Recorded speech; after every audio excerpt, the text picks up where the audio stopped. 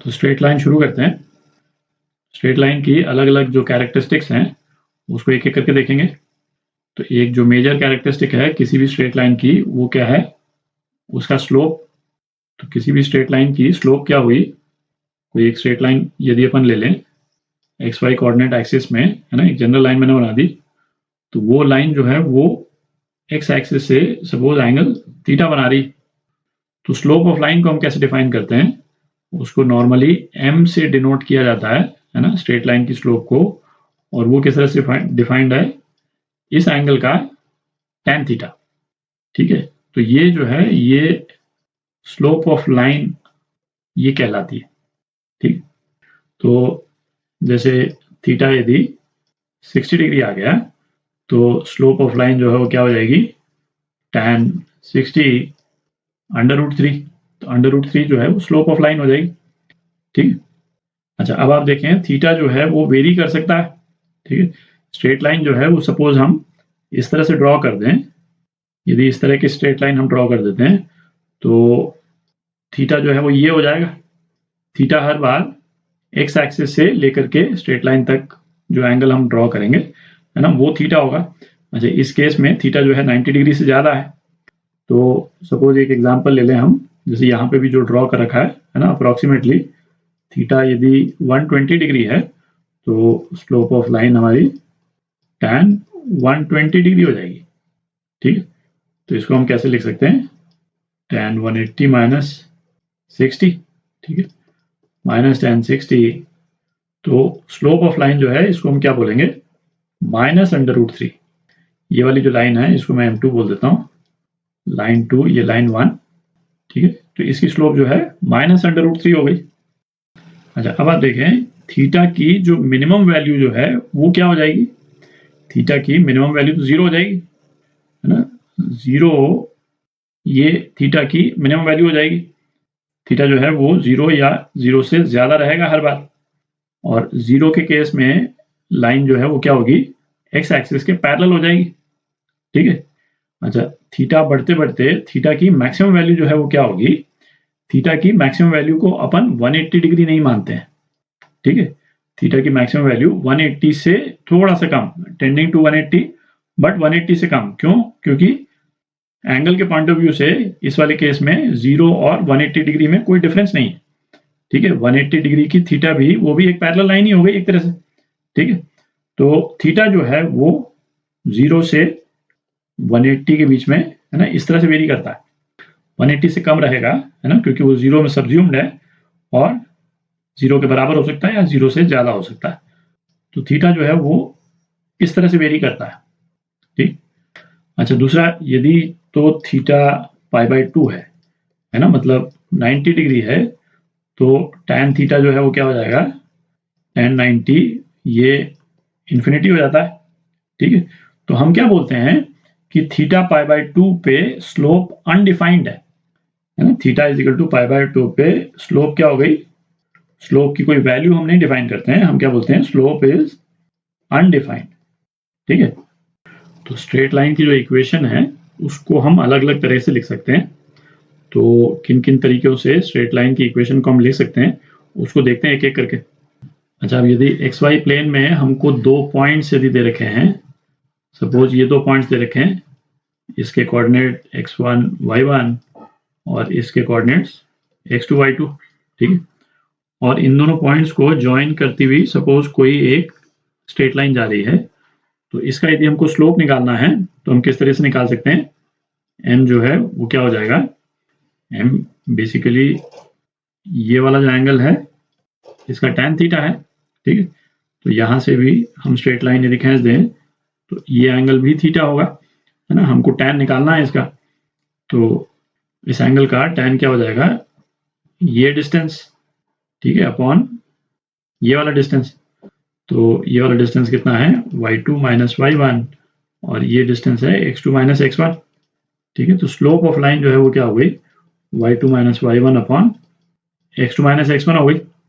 ठीक है, अच्छा सपोज हमको 2 लाइंस दे रखी हैं, एक लाइन ये है, ठीक है, और दूसरी लाइन जो है वो ये है।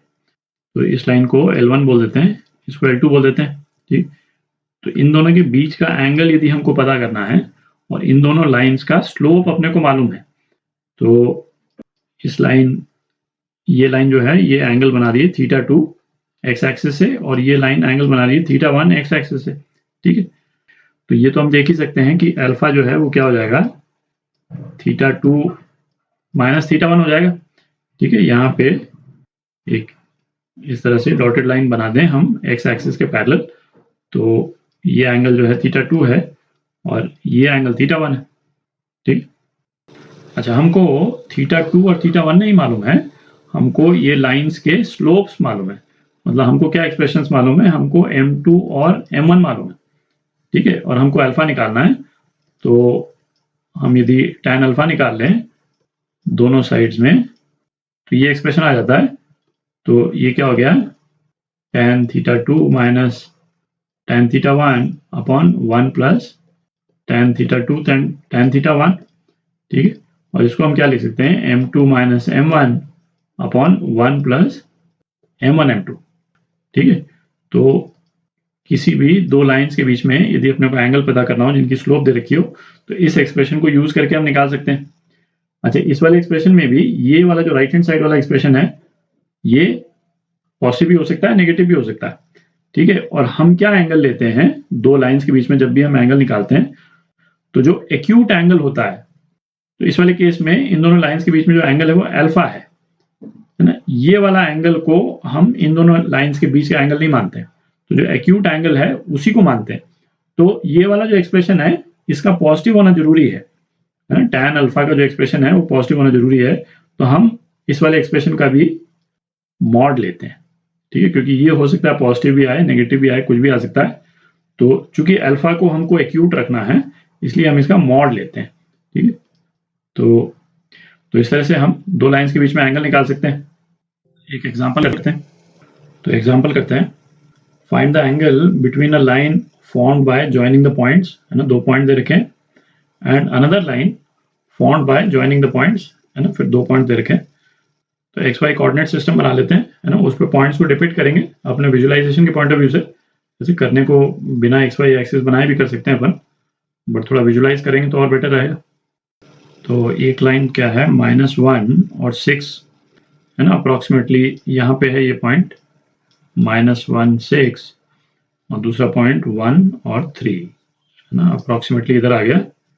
तो ये लाइन क्या हो गई, लाइन कुछ इस टाइप से हो गई। ये पॉइंट क्या है, ये 1 3 है। अच्छा, दूसरी लाइन 3 2, है ना, ये अप्रॉक्सीमेटली, है ना, रफली बना रहे हैं अपन, 3 2 ये वाला पॉइंट हो गया, और 6 7, है ना, 6 और 7, ये दूसरा पॉइंट हो गया 6 7, और लाइन क्या हो गई, कुछ इस टाइप से हो गई। लाइन L1 बोल देते हैं, इसको L2 बोल देते हैं। तो दोनों लाइंस का स्लोप निकालते हैं पहले। तो m1, है ना, इस वाली लाइन का स्लोप, तो ये क्या हो जाएगा, y2 minus y1 upon x2 minus x1। ठीक है, अच्छा, इन पॉइंट्स में हम x1 y1 कौन सा लेते हैं, x2 y2 कौन सा लेते हैं, कोई फर्क नहीं पड़ता है। ठीक है, उसका सिंबल जो है वो सेम ही आएगा। तो इस वाले केस में ऐसा करते हैं, इस वाले पॉइंट को पॉइंट 2 ले लेते हैं, इसको पॉइंट 1 ले लेते हैं। ठीक है, तो y2 y1 को आइडेंटिफाई करने के लिए, तो ये क्या हो जाएगा, 6 माइनस 3 अपॉन -1 -1, तो ये आ गया -3/2। ठीक है, अच्छा, आप करके देख लें, है ना, इसको यदि हम पॉइंट 2 रखते और इसको पॉइंट 1 रखते तब भी सेम ही रिजल्ट आता। उस वाले केस में क्या होता है भाई, न्यूमरेटर नेगेटिव हो जाता और डिनोमिनेटर जो है पॉजिटिव हो जाता, रिजल्ट जो है वो -3/2 ही आता। ठीक है, अच्छा, रिजल्ट नेगेटिव आ रहा है, ये दिख ही रहा है हमको, क्योंकि ये जो एंगल है, एंगल θ1 यदि मैं बोल दूं, तो ये एंगल हमको दिख ही रहा है 90 डिग्री से ज्यादा है, तो स्लोप जो है वो नेगेटिव एक्सपेक्टेड है। अच्छा, दूसरी वाली लाइन की स्लोप जो है पॉजिटिव एक्सपेक्टेड है, ये वाला एंगल जो है वो एक्यूट है, दिख रहा है अपने को θ2। तो m2 जो है वो क्या हो जाएगा, इस वाले केस में इसको सेकंड पॉइंट ले लेते हैं, इसको फर्स्ट पॉइंट ले लेते हैं। तो y2 माइनस y1 मतलब 7 माइनस 2 अपॉन 6 माइनस 3, तो ये क्या आ गया, ये 5/3 आ गया। ठीक है, अच्छा, एंगल बिटवीन लाइंस अपने को निकालना है, तो tan अल्फा, ये क्या देखा था अपन ने, mod of m2 minus m1 upon 1 plus m1 m2, ठीक है। तो ये कितना आ जाएगा 5/3 माइनस 3/2, ठीक है। 1 प्लस 5/3 इंटू माइनस 3/2, ठीक है। तो ये कितना आ जाता है, ये आ जाता है -19/9 आ जाता है, ठीक है। ये अंदर का एक्सप्रेशन जो है, और हमको इसका मॉड लेना है, तो tan अल्फा जो है वो क्या आ गया 19/9 आ गया। तो इसको आप सॉल्व करें, है ना, तो अल्फा जो है वो अप्रोक्सीमेटली कितना आता है, लगभग 64.6 डिग्री आ जाता है, ठीक है। तो ये आपका आंसर। अच्छा, एंगल बिटवीन टू लाइंस का एक और एस्पेक्ट देखते हैं। तो अभी अपन ने क्या रिलेशन देखा कि यदि दो लाइंस के बीच में एंगल यदि अल्फा है, तो tan अल्फा क्या हुआ m2 minus m1 upon 1 plus m1 m2, ठीक है।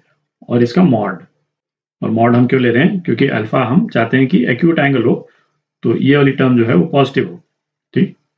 अच्छा, अब आप देखें, यदि हम दो लाइन ले लें, ये L1 और ये लाइन L2 ले लें, और दोनों जो है वो म्यूचुअली परपेंडिकुलर है, इसका स्लोप m1 और इसका स्लोप m2, ठीक है। अल्फा 90 डिग्री हो गया, तो tan अल्फा क्या हो गया, tan अल्फा तो इन्फिनिटी हो गया, है ना, अनडिफाइंड हो गया। तो tan अल्फा को इन्फिनिटी होने के लिए 1 प्लस m1 m2 को क्या होना पड़ेगा, 1 प्लस m1 m2 जीरो हो जाएगा, है ना। 1 प्लस m1 m2 जो है वो जीरो हो जाएगा, कब, जब दोनों लाइन जो है म्यूचुअली परपेंडिकुलर है।